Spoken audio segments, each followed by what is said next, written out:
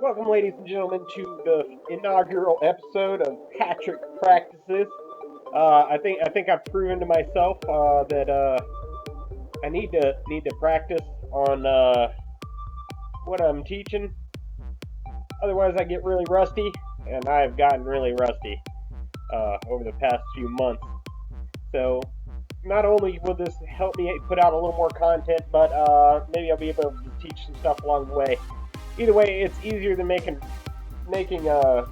tutorial lessons. If we come across one where you guys want one, I'll do a tutorial on that specifically.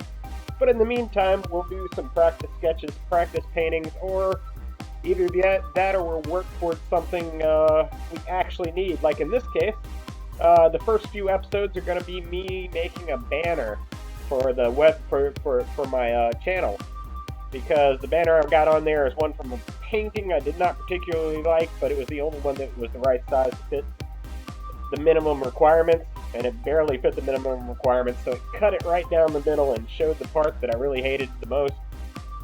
So either way, we're gonna make a new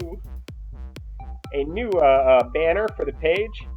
The minimum height was 1152, and the minimum width was 2050, I think, for a banner, but that just cut out the middle of it. So I made this 1152 high and 4000 wide, and hopefully it'll cut out less of the top and bottom. Either way, we're going to make the top and bottom less interesting anyway, so let's zoom right in. I'm going to do a basic landscape. Maybe we'll do something freaky weird in another episode for the banner, and we'll switch off between them every now and then. I think I'm going to put the light source somewhere in the middle. So let's just go ahead and mark the light source, just so that we remember. It's probably going to be a sunset or sunrise or something right about there. There we go. There we go. Jesus. I'm going to have a lot to cut out of this. Luckily, I set the timer for 30 minutes, and I plan on only doing a 15-minute video. Let's stick that over here near the colors for now. We're going to start off with some rocks, so we need some dark gray. And,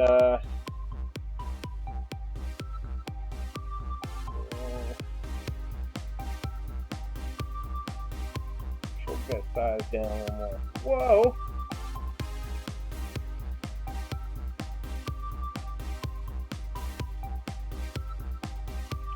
Alright, that's a bit better. So we'll make a big set of rocks over here.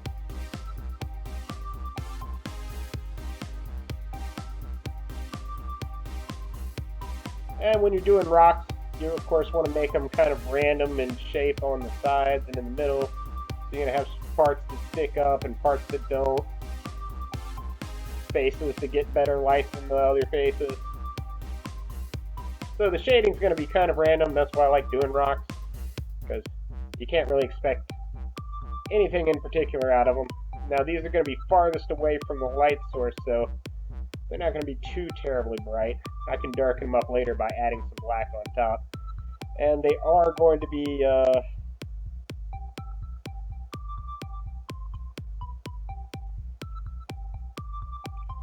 sticking up out of the ground. Make that brush a little bit bigger. Not that much bigger. No. That's close enough. There we go.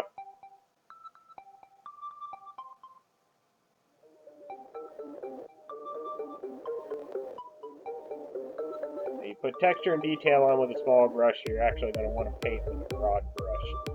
Even though they say you're not supposed to paint with a broad brush, you're supposed to start out when you're working on the computer or with acrylics, you want to start your base with a broad brush. So let's make another one. Let's make it look kind of layered.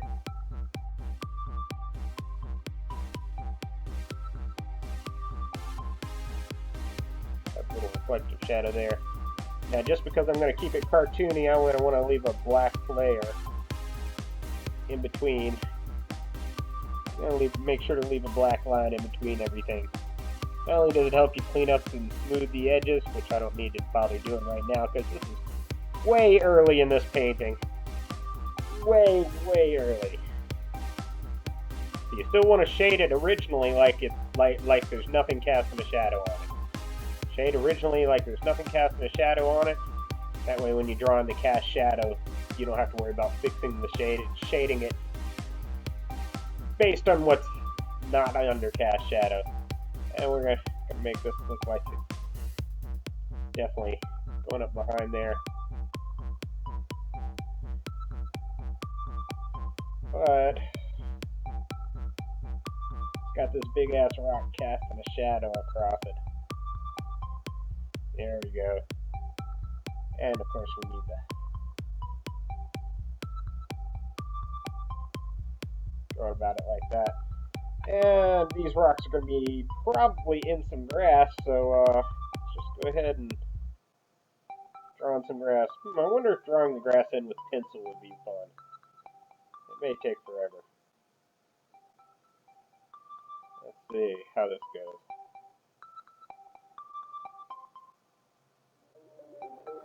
Oh, that could take a while. Or at least for now, this is what I'll work with. Maybe we'll just do grass in the foreground, and then we can fade it out quickly as it fades into the background. It's behind the rocks, so you want to go lighter strokes, or in this a drier brush if you're using acrylic paints. As you get in the shady areas, and in the brighter areas where actually if the sun is in the background shining this way, this would be casting a shadow in this direction.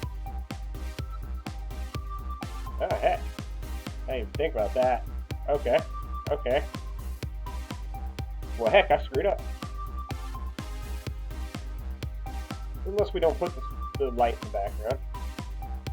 We'll see what we do. I kind of like the foreground to background light source, but then again, it's also nice to have a really good dramatic light source in the middle, in the actual painting, especially when you're using black.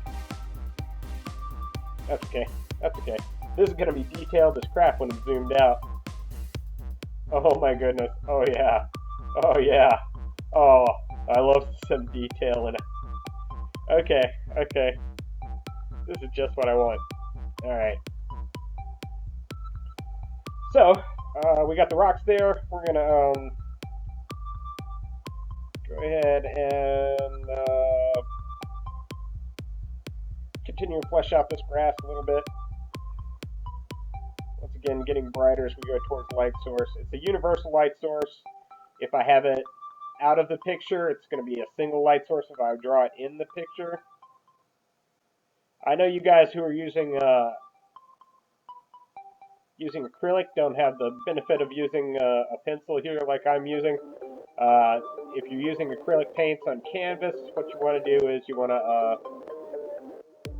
just use your thinnest brush and use a very dry brush, and you have to go over it a lot of times, but you'll eventually put the paint exactly where you want it. And on future layers, the thicker the paint in acrylic,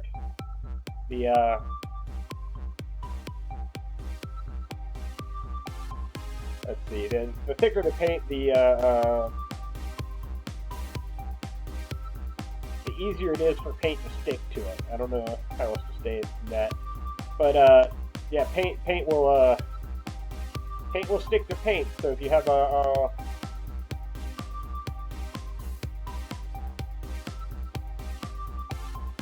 if you have, like, for instance, when this is grayed out, when I added the highlight to it, it would stick more easily to the areas that I've already made brighter.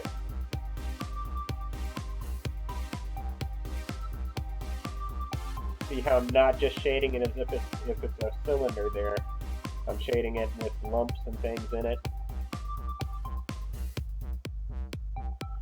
And don't take up your whole highlighted area with highlighted. Let's just balance the background there. Just use the dark gray.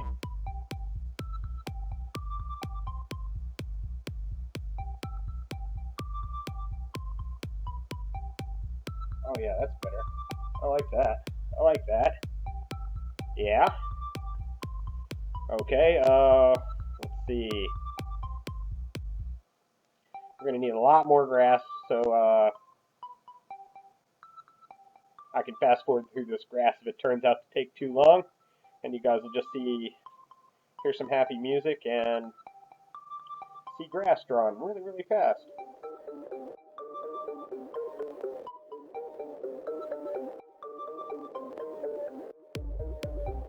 You guys have ideas for lesson plans, because currently I am running dry, and I am out of practice, which is what this whole series is about right here. Me getting some practice working on my craft, and getting some content on the page at the same time, because I've been neglecting you guys. I must apologize for that. Pencil marks, they're all just there for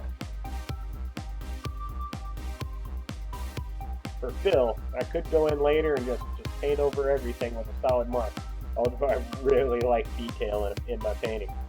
So anyway, we're going to switch back to the brush right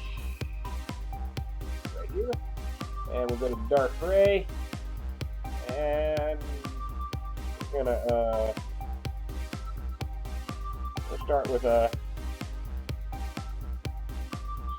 rock right here, and it's catching that light just like everything else. Top right coming in.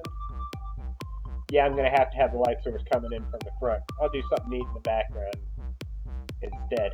The light source is going to be from the camera point of view, kind of top and right, coming in. That's actually the way I've been doing my shading tutorials anyway, so that should help make it a little easier. Plus, I've already started painting it that way.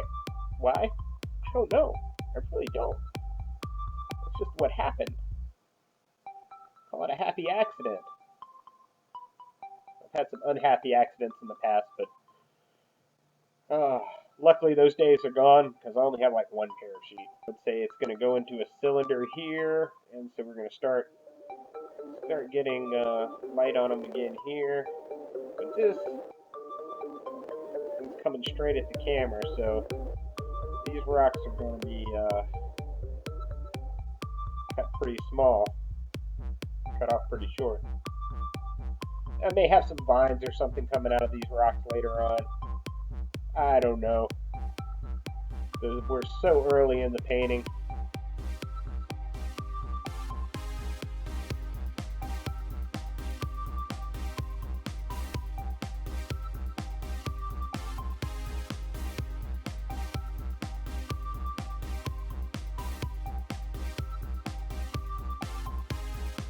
But rock faces are neat. I really like rock faces because you can add all kinds of depth. Like, for instance, let's make this bit overlap.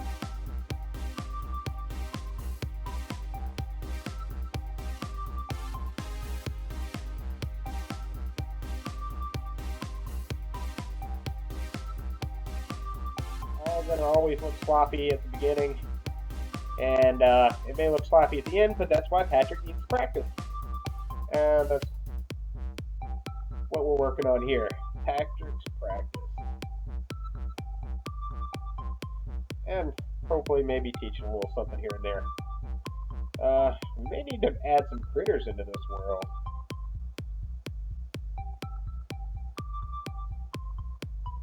You guys think about that. What kind of critters we need to add? I prefer fantasy critters, because that way I don't have to like look at other pictures and figure out what bones go where. If you know what I mean, because I don't draw a lot of real reality. I don't do a lot of work from pictures. I do mostly work from my head.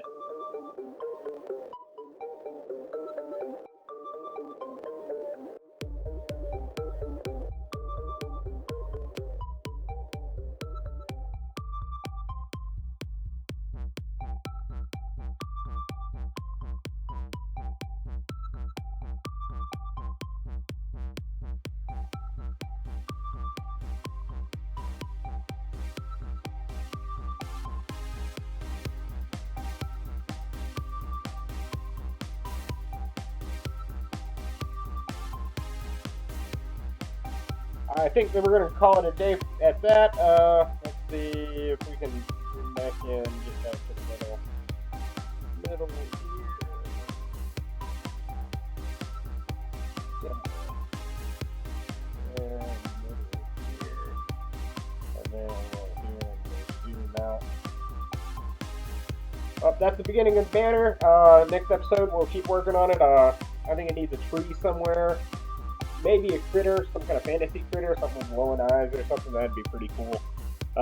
We could do a night sky, we could do a day sky. But either way, we'll continue on this as I get more practice and make me a better banner than what I have on there. Alright, guys.